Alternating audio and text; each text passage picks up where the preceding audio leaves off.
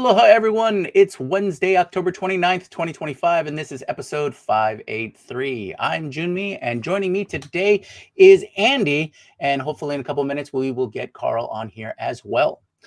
Today we will cover all of today's AI headlines, take a deeper look at the if and when to use AI agents, and share a quick highlight of LM Studio, a local AI desktop tool for you to try. This is the Daily AI Show. So to start us off, Andy, what pressing bit of news do you have for us today? Well, I think really big in the news is Nvidia, which is skyrocketing on the strength of a bunch of different announcements at a major conference where Jensen, exposed the incredible order book that they have for 2026 chips. But I think more importantly, they also popped on the announcement about their connection to quantum computing.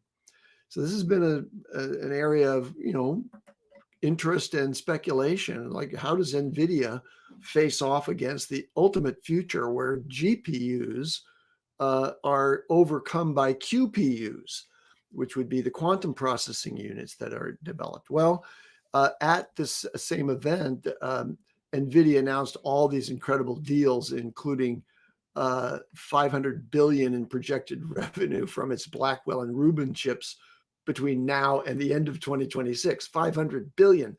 That's the scale of their revenue plans. And that, of course, had a positive effect on their stock price. But I think more important, possibly, in terms of the long-term resilience of the stock price to concerns about the AI bubble and all of that, is that they announced a system called NVQ Link.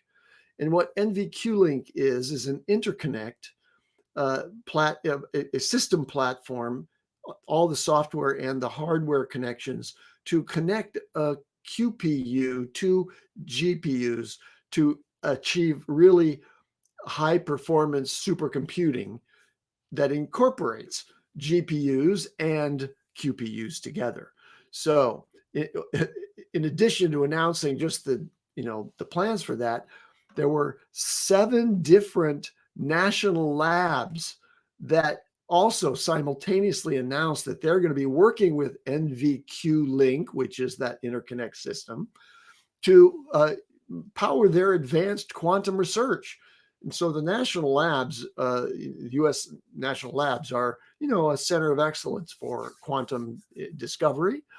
And then, in addition, they announced connections to partnerships with 17 different QPU builders. So the news was that no matter what happens and no matter who makes it happen out there, NVIDIA is going to be side by side with them in the design of these future quantum computing systems. And so as a result of that, astoundingly, just a few days ago, NVIDIA's stock was hovering around $183. And that was close to its all-time high, which was around 190. Well, by today, just a couple days later, right, it's at 209 or something. Okay, I just glanced at it, but it's popped up again today. So anyway, at the same time, a couple of different companies actually achieved gains that put them over the $4 trillion mark, which is where NVIDIA has been as the world's most valuable company. But now NVIDIA's, I don't know, it's probably approaching 5 trillion with these new stock prices.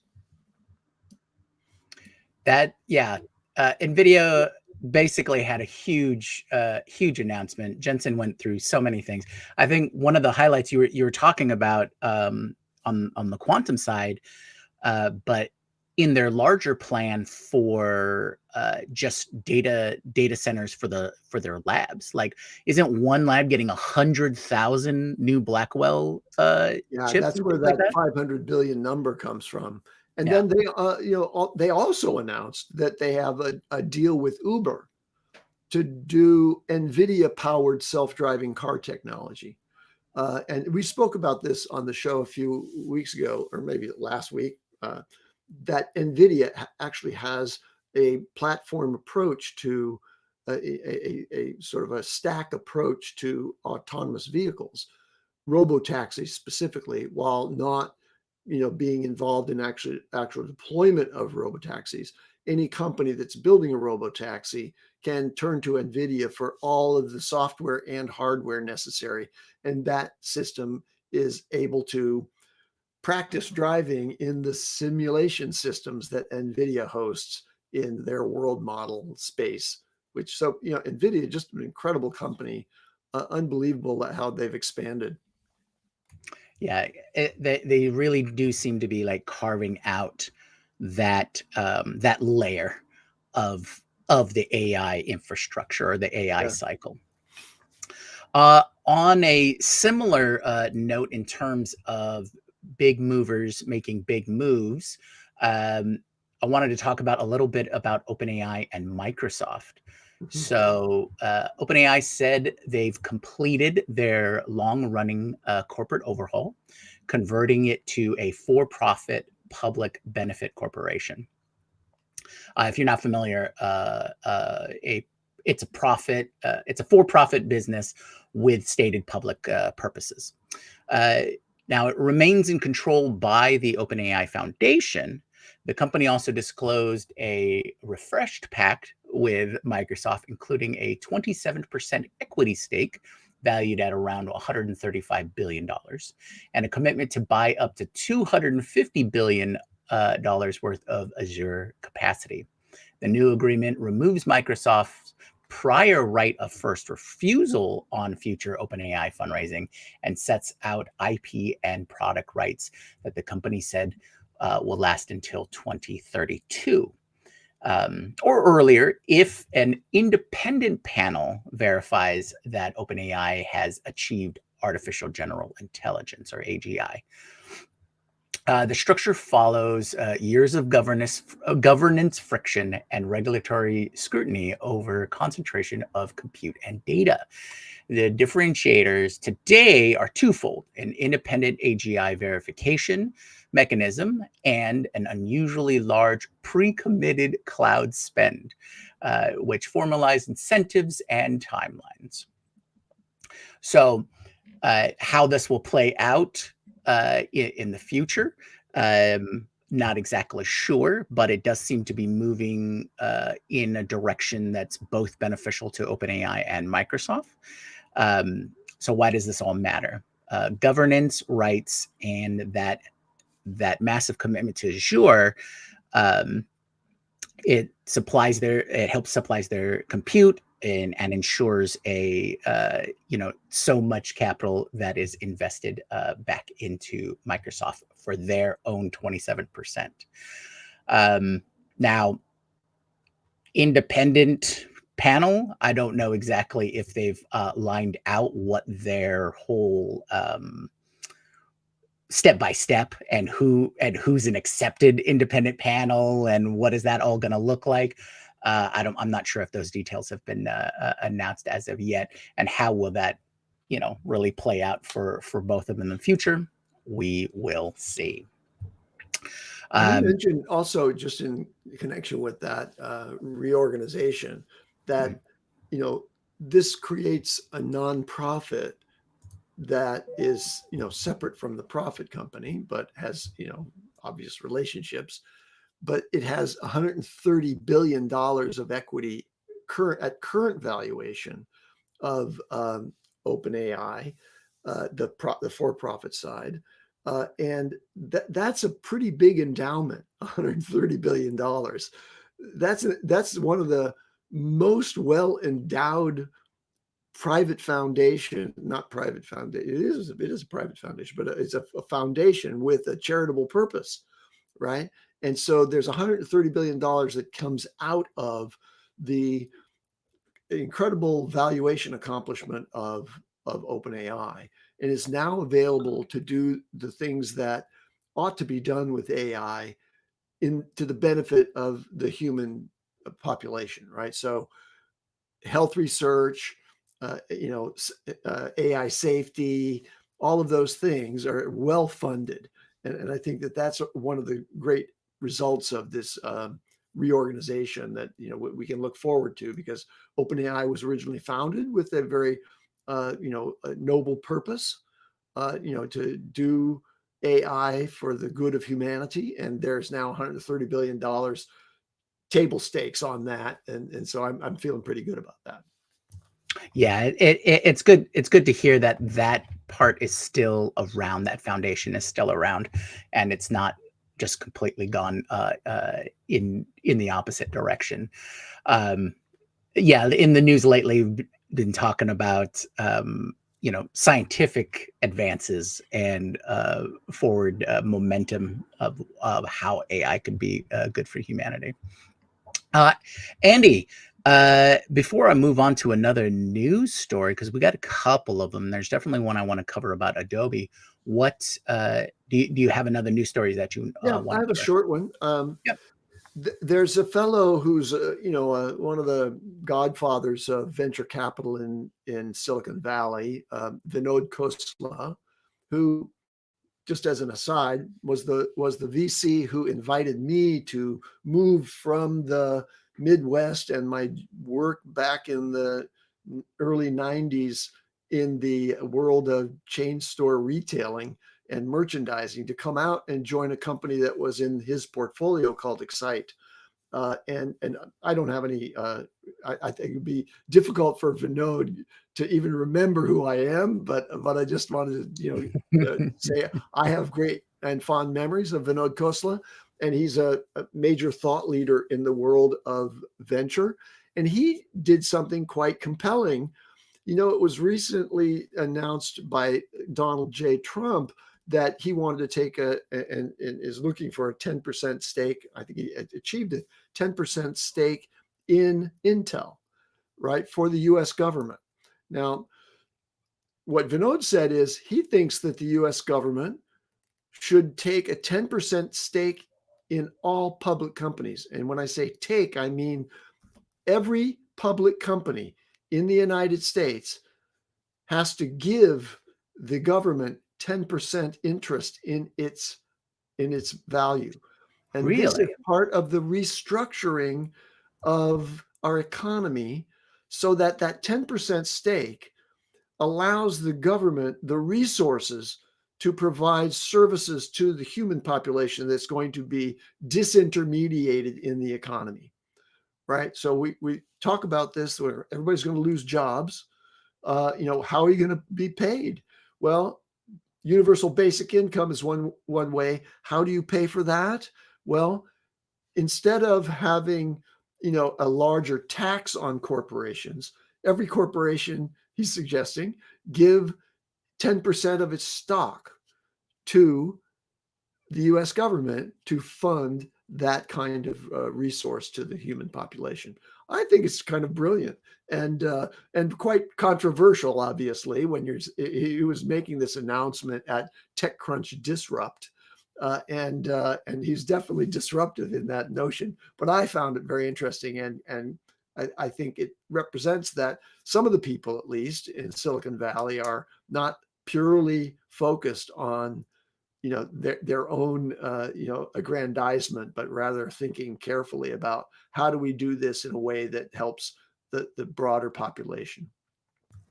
Yeah, because that immediately my mind goes to, okay, well, how does that, where will the incentivization or incentives go to? What kind of behavior does that encourage? But I get the concept. I understand the concept of being able to fund for those basic needs and things like that. Interesting. Okay. I did want to make sure that I talked about a couple of stories. So some quick ones.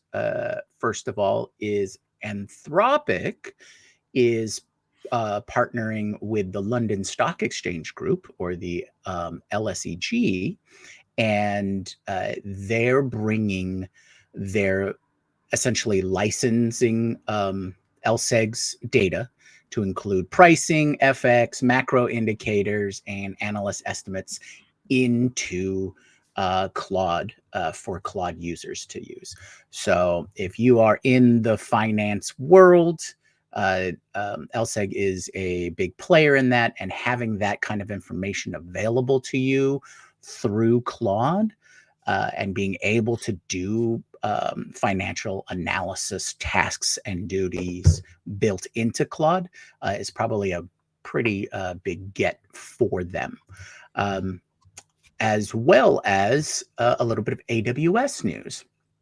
So AWS, on the heels of their recent outage woes, has released Nova multimodal embeddings, a unified embedding model for text, documents, images, and videos, and audio inside of Amazon Bedrock. An embedding is a numeric representation of content used for search and similarity. Now, what the companies published their benchmark tables claiming leading accuracy. That was one of their big pushes here. Through full test details, though full test details are limited to their posts and documentation they've put out. Now, what is the value here?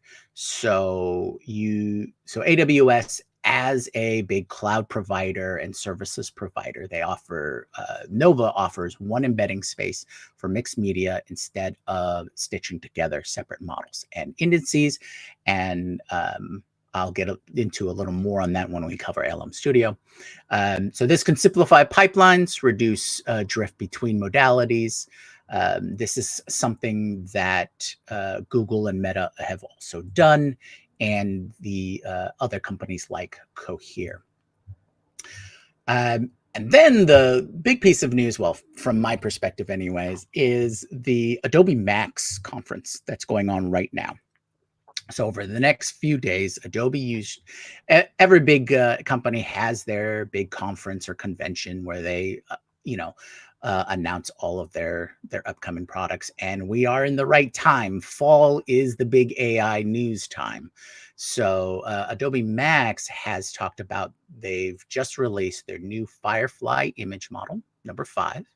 And of course, all the benefits of coming out with a new model, and it's better at image generation, image fill, these kinds of things. But there is some additional highlights. And one of the things that Adobe unveiled was Firefly Foundry, a service for brands to train private on-brand models using their own IP. Adobe framed the release as commercially safe, meaning training sources and licensing terms are documented for business use. A layer-aware generation is a notable differentiator about Foundry. It lets editors change parts of an image while keeping other pixels intact. So they're focusing on those editing capabilities, which aligns with a lot of Adobe products. Now, startups like Runway and Pika are leading in AI video tools, and Midjourney and Ideogram lead in image creation. So this seems to be Adobe's big push to get ahead, or at least parity with all of these other AI-based image manipulation and generation tools out there and services. Now, their big advantage is they have a deep workflow integration, and in the professional realm, Photoshop, Premiere, Lightroom, Express, they're all deeply integrated into that industry. So they're coming in and trying to catch up as the incumbent in the space. So a lot of professionals use Adobe products in their work, and having all of those tools that a lot of the new AI startups have been touting and gaining traction with, and those kinds of features are now integrated into the larger creative suite package. So I'm excited to see how creative professionals now will use the tools that they're already familiar with these enhancements moving forward. Is And I'm hoping, well, I shouldn't say hoping. I'm interested to see if this is sort of Adobe's Google moment, where we ourselves had seen Google struggle to keep up in the AI realm, especially since they are the incumbent. They have so much resources and so much touch points. Um, so is this Adobe's Google moment in able to leapfrog and jump into that space and really take command of that arena? So we'll see. There's still plenty of conference to go through. So before we can I can claim that, we'll have to see how that plays out. And I want to take this opportunity to mention Karl has joined us. Hey, thanks for What's going joining us, on? Karl. Before we move on to our next segment, Karl, is there any news that you wanted to cover? Not really. I didn't think there was that much. I think you either that or you probably already covered it. Gotcha. Okay, cool. So if everyone found that news helpful, please give us a quick like and follow. That'll help us reach far more people who might find that information more useful. Okay, so Karl, are you ready to tell us when to use an AI agent? Yes. So the segment today is there's another great Nate Jones segment. By the way, I just listened to his how to prompt for perplexity versus why it's different than ChatGPT, Claude, Gemini. Fantastic, and really explains it well what the difference is and how to get better results, which is kind of the reverse of what you would do in ChatGPT and in Gemini and so on. So definitely a plug to go watch that. But what I wanted to talk about today is he had a great 6 levels of, he says AI agents, but I think it's more of like AI use, right? So I just want to go over those 6 use cases, and let me just pop up the tab here and then show on stream.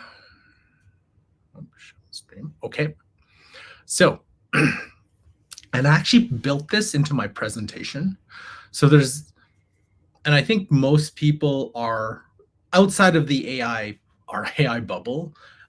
You can tell where most people are. So the first level is an advisor. So it's just exactly using it like Google, ask it a question, comes back every day, large language model use, right? So example here, when's the 49ers playing next? Gives you the schedule. I think it's important to remember too, that when you ask questions to a large language model, for the most part, it tends to check its own training data first and then go to the web, unless you either explicitly put it in your prompt or you put it in one of the settings that you wanted to use web. It's a good reminder because some people expect certain information and they're like, oh, how come it's wrong or this is dated? You got to be explicit, obviously.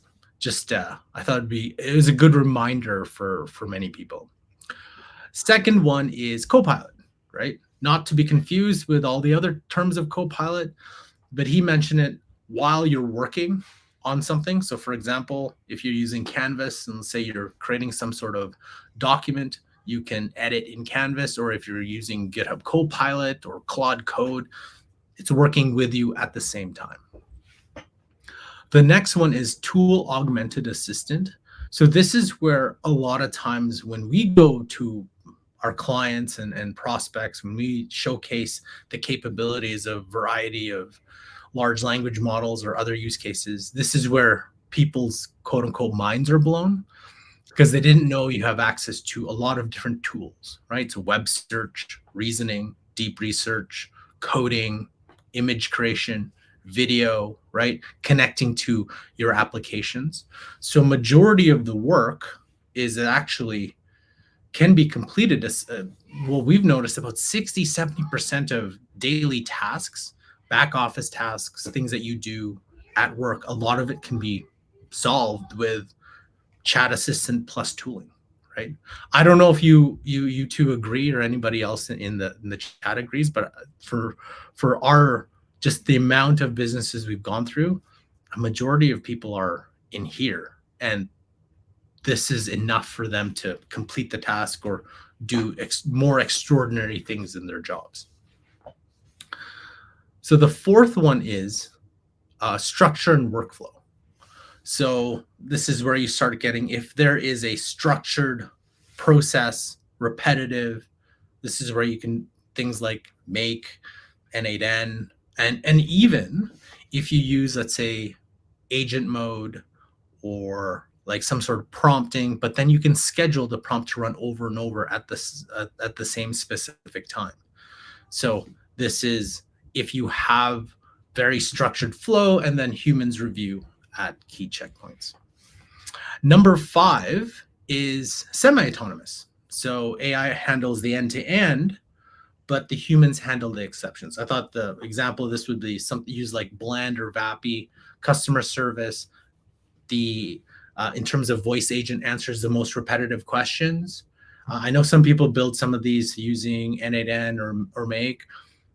They handle the most repetitive questions, but then any more complex or specific type of questions that then a human actually answers. And that's kind of what you want to do, is you want your people to have those complex conversations, not answer the same, hey, what's your price? How do I do this? This is the same problem over and over and over again, right? And then finally is fully autonomous. And Nate mentions this, and we found this. There is no use case right now that we found or tool that can do this perfectly, very few. The example would be Waymo or Robotaxi, that AI handles everything end to end. There's nothing, and just humans watch humans just watches metrics. So yeah, so that is the 6 levels that I just wanted to quickly mention. Yeah, when I looked over the video, I thought it was pretty straightforward how Nate kind of aligned with each of those, and thank you for the deck there. It was pretty clear on where how we separate each of these. Yeah. Now, I found it interesting that you were talking about that. Where 67% of people are using it at what level again? Around level 3, right? So most people, what we find is it's usually level 1. Level 1 or not, I wouldn't even say there's in order, it's more of a spectrum. So a lot of people still use it as an advisor, right? Just essentially like glorified Google. Ask questions, get answers, do a little research, do a little content creation. So yeah, 1 and maybe 2. It's when they start seeing the 3, like a lot more people like, oh, I didn't know you have thinking mode. I didn't know deep research. I didn't know connectors, like those kind of elements. I didn't know that it could do. There's so many different things, right? And they're always adding. I didn't even know today. I was on the Atlas browser, and you can actually, if you click the plus icon, one of the things that you could search against is your browser memory. It has browser memory. So I didn't know that you could actually search against its browser memory. So they're always adding these new features that most people barely touch on, right? A lot of people barely use reasoning. So they just use GPT-5 auto and just let it do its thing, right? So yeah. Gotcha. And from your work for 0 to 60, what is I think you might have mentioned it. Most people seem to be at 1 and 2 or being a mixture of that. But on the business side, on the SMB side, what are they mostly asking for? Are they looking to jump to like a 3 or 4, or are they imagining like a 5 or 6? No, they don't know. So they've known smatterings of capabilities, right? So they've probably been pitched by several vendors to do certain things, right? So whatever that looks like, it could be some sort of automation, could be some sort of bland voice execution. Sometimes it's just it's like a glorified custom GPT, but trained specifically for that business or that industry. So they've been kind of exposed to it, but more likely than not, they actually haven't explored all the capabilities that whatever tool they're using, right? So an example would be Microsoft Copilot. One of the things that you can do in Microsoft Copilot that I actually haven't seen anybody in a company do is if you go to your Teams and you go to that Copilot, because if the organization has connected it to has turned on the Microsoft Graph, you can actually ask it, hey, my last 10 emails and meetings with, I don't know, X company or X person, can you recap that for me? And then can you give me a plan going forward about this client or this? Most people don't know that because it's connected, you can do all those. And that's just an example of people are rolling out tools.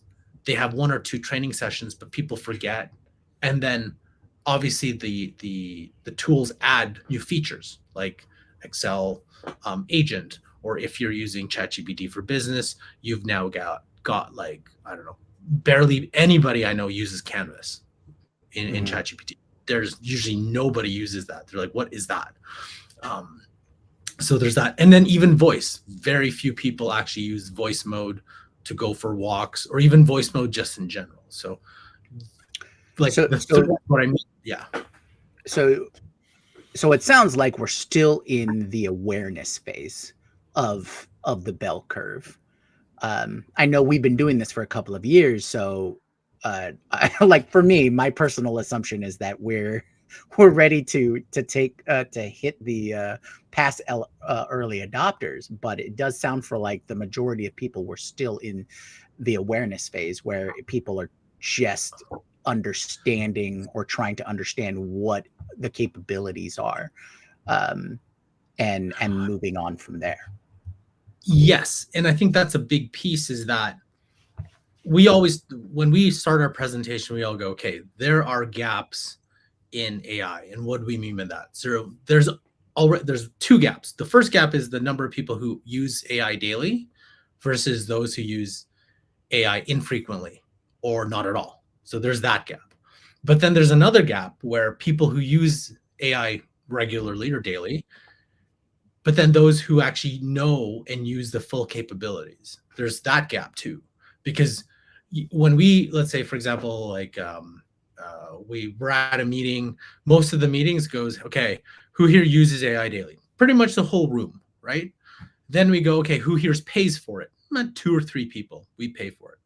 Then we go, okay, who here uses a reasoning model? Okay, usually nobody or 1 person. It's like, what do you know about reasoning model? And then we ask that, okay, who here has used a custom GPT, mostly ChatGPT, or who here has used deep research? We're talking like minimal. So that's what I mean, right? These tools have been out for a while. Most people don't even know they exist. So this is all the different tools, right? It's worse with Microsoft Copilot because you actually have deep research, you actually have analysis, but you have to actually access those Copilot agents, and it's very hard to get to for just a regular person. So we see it's a gap that's crazy between people inside the bubble and people outside who are like, yeah, the AI, they learn about all this AI stuff, but what they have to use is so limited in how they actually use it. Gotcha. Okay. There's one more thing I wanted to showcase here, and it's actually kind of funny. I'm just gonna put it up again. So when we talk to businesses, and I got this from the Daily AI Brief, a lot of people are looking at AI for efficiency, right? So like, oh, productivity, efficiency, we want to add an AI to help us improve our tasks and processes and so on, right? Great start. And, a lot of our business is that. But if you think about it, very few companies are actually looking at AI as an opportunity It's like, oh, instead of looking at a efficiency or a productivity, right? You're still looking at technology through the lens, or it should apply to the older one, right? Hence the mechanical horse fallacy. Mechanical horse versus an actual vehicle. So everyone's looking at it as a mechanical horse. It's very rare to look at it as an actual vehicle. And then, so you have a whole bunch of processes, right? And companies want to make that process or workflow more efficient, add AI to it, right? Tasks and stuff. But if the actual process itself is inefficient, then aren't we just automating inefficiency? Like, it's kind of ridiculous, right? So the true value of this entire process is, can you reimagine these processes? Can you reimagine work to be AI centric rather than just trying to add AI to inefficient processes to begin with? And Right, because I know you've said in the past where doing these assessments and working with these companies and whatnot, is a lot of the advice is you need to look at it as you may want to, or you may need to replace what your sure, existing processes are, right? yes, You want to build it up from the ground up, yeah, because yes, it's a whole completely different animal. And if you yes, want to get those long-term benefits, you need to yes, look at restructuring or rebuilding yeah, from that yeah, point. And I think yeah. that's one of those concepts that really stuck with me when when I talk to people about AI and whatnot, is it's okay to rip up the foundations and or take a look at what that would actually require to get the best benefit long term out of it. I I think want to though, say yeah, I want to say something about this one because I really like the idea of the mechanical horse fallacy and how you can fall into the trap of just automating inefficiency. But I struggle as a person who's been deeply involved in various work processes to come up with a case example of a real transformation of an existing business process. Let's take an e-commerce company, for example. They have a supply chain and there's the logistics process of getting the manufactured products into a warehouse, and there's warehouse operations, and there's the demand side, and you're doing marketing, and you're doing all of this stuff. All of those pieces and parts are currently managed by humans, and I can imagine a transformation of that where embodied AI takes over substantially what many of the humans in that network of actions that are required in order to fulfill on the demand for a product through e-commerce, that whole business process. But I don't see how I'm hungry for a real case example where somebody completely rethought their business process in a real business like that, where there's real money being made right now, and it's completely modified by AI. yeah. I don't understand that yet in an intuitive way, and so I struggle to say, yeah, I get that, and I can kind of see how I could advise people to do this rethinking of their business. So good point. And in many cases, it's very hard. Like, years upon years, decades upon decades, you've created this process. People have created attachments, workarounds, new tools, new technologies, and each year it becomes more complex and complex and complex, right? So for many legacy operations, it's nearly impossible to rethink it because it's too many dependencies, too many things. The only problem that I think that has is, yes, you can bolt on AI tools and things to make that more cool. But the danger that you're in, it's not you and it's not competitors. It's the AI native company who has rethought that entire process. And you may think, okay, how does that even work? Like, I don't even know. How did we know that a car would be much better than a horse? Or how did we know the television and how it's used is not just a glorified moving picture or radio with TV on it, right? And it's that innovative thinking. And this is why I'm a little pessimistic that established legacy companies can make that change when new companies are like, oh, we don't have to rethink our processes because we're just building it straight. We're building it brand new. We don't have to unravel. We don't have to disconnect all the workarounds and nuances. We just, it's, we've got all the tools, or the tools will get better for us to capitalize on this. And we're not stuck having to rejig processes, which is hard, very, very hard. Rejig process, rejig behavior, rejig things that we've done for years and decades. Versus an AI I native. think the central point you're making is that, you know, you're kind of hobbled as an existing organization by the sort of inertia that's created by your existing processes. And so it's very difficult to imagine or migrate. I mean, the migration path is very, very difficult. Let me use the horseless carriage as an example, though, of what I'm saying, which is, you know, really this is all about removing the human, you know, intelligence from the process. And that is when you know, horse-drawn carriages existed, right? They didn't jump immediately to robotaxis. There was the very first step was horseless carriage, and they picked either a steam engine with a little boiler, or they had an internal combustion engine. Ultimately, there, you know, have become electric motors that could drive the horseless carriage. And then simultaneously, all kinds of different components of that, like, you know, the vision systems had, you know, replacing the driver up at the top, you know, to get to autonomous robotaxis, you know, there's a lot of intermediate steps on there and decades, if not centuries of time in development. So when I hear this whole idea of rethink your entire process, I go, whoa, you know, not only is that difficult to imagine, to sort of jump to the future of what my company and its value proposition, its selling proposition is in the marketplace today. What does it look like 10 years from now when my company's been wiped out by the new entrants? That's a really high level strategic analysis that AI could possibly support.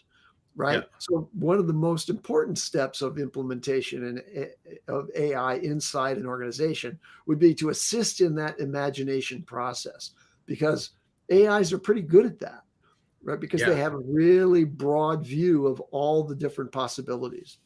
Mm-hmm. Sorry, Jyunmi. I was just going to say what the discussion sounds like is that it's a matter of identifying we've identified what needs to happen versus the realities of what can be actually done. And then I think just for point of clarification for myself is I think we're also talking about the difference between what an individual business's processes are and also taking a look at larger systemic or the idea of the process, like when we talk about like Andy, when you're mentioning logistics, like applying this reevaluation or this assessment to logistics as a process and not necessarily just for your business. So those are just a couple of things to think about. And I think the big piece here is the speed of innovation of what we're seeing. I don't know if there's anything in history that has gone this fast. Like we all know GPT was been around longer than November 2022, but we're getting into November 2025. So it's only been 3 years. And what have we seen in those 3 years, right? Like that level, like just a simple example of all these different features being baked into each of the models, right? Whatever that is, people don't have the time to adapt. And which is why I always say to our clients, like, hey, you do not have kind of time to crawl, walk, run, because you don't have to worry about your competitors. You're always going to kind of leapfrog each other. Maybe they have consultants, maybe they have AI committees. It doesn't matter. because you still have to unravel all your business processes. You still have to rethink all this stuff. This little company he's like, wait a second, I have a bunch of agents. I am backed by Y Combinator. I know intuitively how these things, I'm going to build our own process, lower my overhead, and I'm going to take you on because you're going to take a bunch of time sitting in a boardroom, going round and round in circles, debating, fear of job loss, fear of all this stuff, because we hear it. We're, all the discussions, we'll come back to you. We have to talk with our blah, blah, blah. Okay. All the things that companies do versus this 5-person team's like, screw you guys. You're going to take too long. We're going to rip to the market and we can offer whatever faster, and we have all the leverage and we can take all the advantages of that. That may be extreme examples for certain industries, but everyone on this chat right now, everyone here, you, me, both, could probably think of an industry and be like, if we were to enter that industry, how would we go about disrupting using all the tools that we have? And let's say $500,000 backed by Y Combinator. What do you think? Well, let's think about that, right? I bet you all of us could probably think of multiple businesses that we could just say, hey, let's go have fun and disrupt it. If we win, if we do, we do. If we don't, we don't. What's there to lose? And like, how many people are thinking of that right now who know all about this versus companies who are like, hey, let's talk about it for a month and let's just cycle through it, right? I agree. I find myself, this is a little side note of it, but I find myself more and more thinking about all of the services that I use, all of the SaaS, all of the cloud services. And I'm like, well, couldn't I supply vast majority of this on my own home lab? Couldn't I just have my own Slack? Why don't I just vibe code it? Why don't I code that, or the feature set that I use? I don't use all of Slack. I don't need a Slack that supports, hundreds of thousands of users over across, different channels and whatever. It's like, I need 2, maybe 3, and it was like, oh, well, why don't I build that feature set for me and open source it and all of these kinds of things. Need to, I think most people are thinking, oh, I'm going to build a tool using AI and sell it. I'm like, no, that's not the disruption. You're not going to be able to do that. There's too many dependencies on that too. You could do is just build something that helps you. But imagine all these people building things that help themselves. That is the disruption. That is like, oh, why do we need to pay for all these companies when I can just build the 30% that I use? And I don't need all those stupid things that, let's say, a Salesforce sells to me, because I just need this. And then I'll add a bunch later. And maybe I'll hire a dev to help me out. And it's just for our business. I don't want to sell it to anybody. It's just what we use it for. And it's super tailored. I don't need to go to a solutions architect and argue with the customer service why we need this and how it's on their roadmap, but it won't get there until next year. I'm like, well, just add it to my own little thing. And I think that's, as more and more people realize that, that's the, it'll click. You're like, wait a minute. And there we go. So anyway. Yeah, and that leads us back to the discussions that we've had about how do you marshal the inclusion of AI into the workstations of every individual in your organization. And do you release them and free them to build their own tools to optimize in the local environment, their own workspace environment, rather than trying to orchestrate some kind of overarching corporate approach to AI? And I think that sort of atomic approach is a lot faster and easier to implement than the top-down redesign of overall business processes. If you could accelerate each of the individuals in your organization to the degree that one person could, take over the tool set that somebody else was working with when they are, sick or removed or riffed, then you have an optimized workforce inside an AI-enabled organization. And what that means is there's a very different approach to the education and instrumentation of human workers in the organization different from what we're doing with a centralized IT department and corporate sanctioned changes to work processes. Yeah, yeah. Which is, I think, a perfect segment to what you're going to talk about, Jyunmi, because it's building your own. Why not? Exactly. Before we move on, I just wanted to address a couple of questions coming in from chat. There's been a request to see the presentation of the deck that you created, Karl, and a couple of links to what we were talking about for our topic for today. If we can just drop that into the community after the show, I think that'd be appreciated. And speaking of the community, if you like this topic and wanted to continue talking about it, join our Slack community, dailyAIshowcommunity.com. Okay, so, well, the tool I wanted to do a quick highlight on is not necessarily a very new one. It's been around for a little bit in AI terms, but LM Studio. So LM Studio, if you're not familiar, is a very clean and easy entry point for using local LLMs or local language models on your own hardware. Now, this provides a bunch of different advantages. The main one being you're able to have private conversations or conversations about things or ideas, especially if you're prototyping and things like that. This is what comes to my mind is if I'm working on a company project or a new project and it's not ready to come out of stealth or, just that development stage, having a local instance, your own instance of a language model can be extremely helpful. Now, with most people's hardware, there are limitations, right? Not everyone has an H100 or new Blackwell chipset GPU or anything like that. But the models today, as we've talked about in the past, is there's two clear, distinct paths. Number one is the trillion parameter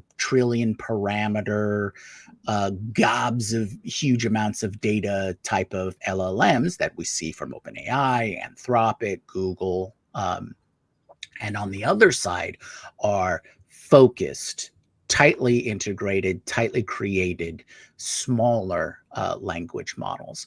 And these are the models that will run on your computer with a certain level of efficiency and a certain, at a certain speed and whatnot.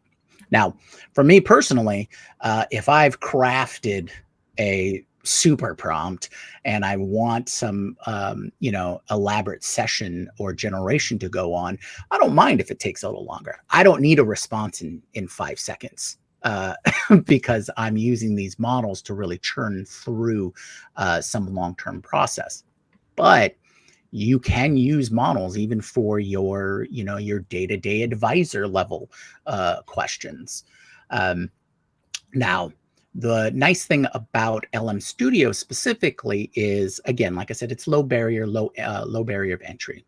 You simply download their app. They have it for all of the OS platforms, and it loads into something like this. So what's nice about LM Studio is it looks like your standard, your standard desktop app. And some of the features are, of course, your chat interface, right? Where you'll have your history of chats, what the actual chat window is like, and then, of course, some of your other presets, system prompts, things like that. If you are familiar with AI Studio, if you are familiar with the playground at OpenAI, this kind of interface is going to look pretty straightforward to you. Now what you'll notice up here is this is where I get to choose my different models. So one of the main features, like I said, that you have access to is to preload a lot of different open source models that you have access to via Hugging Face. So Hugging Face came out with the Hugging Face Hub. It's a big repository of various models, largest player, I think, or one of the largest players in the open source model environment or field. And you can try a bunch of different models here. And they even make it easy for you by integrating a search function. They have both their staff picks, which are models that the LM Studio staff has gone through and gotten great results. There's a lot of documentation and support. And so they have their staff picks on various models that you can try. And you notice that there's even some of there's the latest models released. We can see the latest version of DeepSeek R1. Here is the open source version of OpenAI's model. Even the Qwen 3 and Gemma models are here. And this is just the staff pick models. But if you know what you're looking for in terms of other possible models, you can even do searches. And this is where we can get into the familiar Hugging Face icon here. These are directly from the Hugging Face Hub. And some of them have different description. They give you different the readmes and things like that. But this is where you get a little bit into the Wild West here. Some models have great workflow review documentation and things like that, and then others don't. Others don't even have anything, or just, here's a quick little readme on it. So you can get in a bit into the weeds depending on what you're looking for. Now, once you go ahead and select the model that you're looking to download, so like let's say here's Qwen DeepSeek, and we can look at our various download options. Yeah, but let me just interrupt to say why is DeepSeek and Qwen on the same line? Like Qwen's from Alibaba and DeepSeek's from DeepSeek. Why are both of those listed as part of that one model? Oh, for this particular model, Yeah. they might have. It looks like what they did was they distilled this. They merged those two models together. Yeah, from the Qwen 3 8B base model. So yeah, there's a little bit of a description of what they've done here, which is interesting. I wouldn't have noticed that earlier.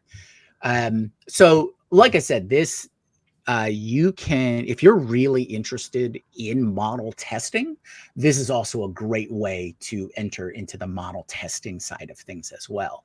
If you just want to be at the forefront of testing new models that come out, maybe you'll find the right fit for a very specific use case that you're looking for. Also, if you're into model development or model refinement, this is a great way to see how your results are being interpreted or adopted by the larger open source community. Now, as we go on, I wanted to highlight a couple of really ease of use or quality of life, lower barrier type of features here. Number one, you can download various versions of a particular model if they're within a certain package. And you'll notice here these icons. The rocket, which this highlights one of the other quality of life features that I love, is they have contextual information modules that basically pop up for pretty much anything that you want information on, which is a great way to lower the barrier of entry to learning about what all of these different models do and what kind of features they have and whatnot. So I'll quickly go over some of them here. So number one, this icon allows for full GPU offload, meaning the model is small enough to load into the GPU that I have. So that's the other feature is LM Studio, when you initially install it, will get a full system card for your system and give you these helpful insights on whether this model can be fully loaded into the memory of your GPU. If you're a GPU focused system, you can also choose it to be CPU loaded, etc. And then on the other side of things, they'll even show you if it's partial GPU. Okay, this one's a little too large to be fully loaded into my GPU, but some offloading, partial offloading can be done to speed up the model. Otherwise, it's going to be loaded into your normal VRAM, which is essentially that space will be used up in your local RAM on your system. Much slower in processing than a purely offloaded GPU model, but you'll still a partial will still get you some enhancement on speed. Another quick way navigating through is to also get contextual pop-ups of what the breakdown of these kinds of features that you'll find in the model. So, for example, I'm highlighting this Gemma 3 end model here, and it does have image processing. This icon supports reasoning. This icon represents that this model also supports tool use and tool calls and things like that.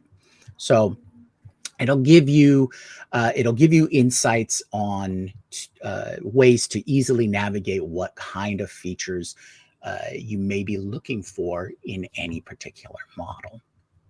Now, I don't want it to eat up all the time just talking about some of the smaller features, but one of the things that I really enjoyed about the overall experience is the UX with LM Studio. And you can clearly see all the downloads that you've done here, and you can clear those out. You can choose all your models that you want to look at from here. And then you can search for more models going through their search function, but it's all very simple and straightforward. Nothing too scary there. And then, of course, your main chat interface. And it's so easy to switch through the models as well. You can just go up here and load in which models. Now, some of the language may be a little different than what you're used to if you're using like ChatGPT or anything like that. But essentially, they talk about loading in a model to be used and ejecting a model. Think a cassette tape, if any of you remember what that is, or a CD. But essentially, you're just telling the system to load up which model you want to use for your given chat session. So this is a great way to try different models with your current chat. So when you're chatting away, it's going to load that information, your user query plus your chat history into whatever model that you're assigning it, and then generating that output. Jyunmi, Now, can you share, for those of us who have never ventured outside the browser and don't have a local LLM running anywhere, give us some use case examples, the way you use it. Like, you have a local model on your computer. What are you using that for? And then how is that different from the way you're using AI models through the browser? Sure. So in use case wise, well, like I said, there's a couple of clear examples. So for me, I tend to investigate or ideate on the various projects that I'm working on. And data security and privacy is a key component of that. So a lot of development I may want to do locally, so that however low risk chance of that particular data getting integrated into the future training set, I can keep that locally on my system. So if I am concerned about privacy and security, I want to run things locally so that any back and forth I have with the model, any generations, that's all going to be local. Now, theoretically, a lot of this can be also done through API calls, and that's also a feature that LM Studio supports, and I'll go into that a little bit. But essentially, that's my primary purpose. That's my primary use case. Other use cases, I think, like I said, if you're into model testing, if you are building out, or if you are doing development in and of itself, in terms of, like, let's say I wanted to build out a new feature set, something like using LM Studio to develop that, or having local models to develop that, does give me free reign of all of my resources. So, for example, one of the newer complaints that people have been talking about when it comes to coding, right? Coding assistance, like for Claude Code, is Claude or Anthropic instituted limits. So you and a lot of developers have been hitting those limits rather quickly. And that means you have to wait for a number of hours before you gain access again. With having a local model, you don't get those limits. You are still it's all your own resources. So that's another clear example of that. So I think based upon those, foundational use cases, you can come up with your own way of implementation. I tend to use it for home lab development. Now, this could just be a hobby thing of mine, is developing a home lab so I can run my own services, I can run my own features, I can build out my own set of applications and features that I want to see, whether that be a home media server to network analysis, all of these kinds of different things, and then use that as a hub or a node for other things. So that's pretty much the main things that I use it for. But I'm sure there's many use cases that people would want to run their own models for. I mean, I think it's a good idea to always have your own version. Take, for example, the AWS outage. That affected millions of people. They couldn't access various services online, and cloud access, and even I believe that affected OpenAI access and things like that. So having an alternative method to continue your work is always good. Let's not put all eggs in one basket. Any other questions? Oh, that was good. Thank you. Cool. I'll stop rambling on about that. Just a couple more things that I wanted to cover before I wrap this up, and that is the level of integrations, right? This is the main thing that LM Studio offers. Again, I say, is low entry barrier. So if you want more features, you can integrate MCPs. You can integrate other plugins into the larger ecosystem, right? So there is a strong developer community around LM Studio, so that you have lots and lots of things to work with and explore and build upon. So it's matured into an application, or matured into a product that allows you a large and wide and deep pool of tools. Develop your own RAG system, interconnections and integrations there. And that's pretty much what I wanted to highlight as an overall. And And I just loaded this one example up as a test for the OpenAI open source GPT here. And essentially, I just asked it a simple, quick launch setup or launch campaign for hypothetical gaming company. And the information that I got as I go through, it's pretty straightforward. Now, this is an initial query. Each thing would need to be drilled down, but the output that I've gotten from the models is has been fairly useful to me. So while I'm sure there's still plenty of reasons to use these large models to accomplish, larger asks and larger use cases, I think the development of these smaller models that can run on your hardware, and of course hardware like the DGX or DXG from NVIDIA, we're going to see a point where it mixes, and we've got hardware that can run locally in people's desktops that can run larger and larger or more powerful models. So quick highlight of LM Studio. Any questions on that before we move on? Nope. Awesome. Nope. Great.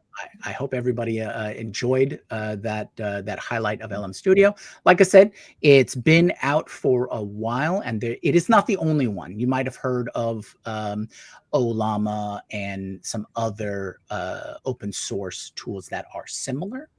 And then next week, I plan on bringing Comfy UI, because one of the things about LM Studio and Ollama and these other model interfaces for local models is they're specific to the type of model that they cover, and that is all text models. So you can't do video generation with them. The models that they cover are that chat interface, those kinds of work that you're looking for. But if you want to do like video generation or heavy image generation, that you're going to want another version of something similar like LM Studio, and that's Comfy UI, and I'll cover that next week as a highlight. Okay, so I think we have definitely gone over time. These two nice gentlemen. This is officially the longest show, I think. for far too long, but I hope everybody was able to get something from that. Now, if you do try this later, we are always open to hearing about your experiences, especially if you discover some new or deeper aspect of these tools. So please let us know in our community. So I want to thank everybody in chat and everybody watching later on replay.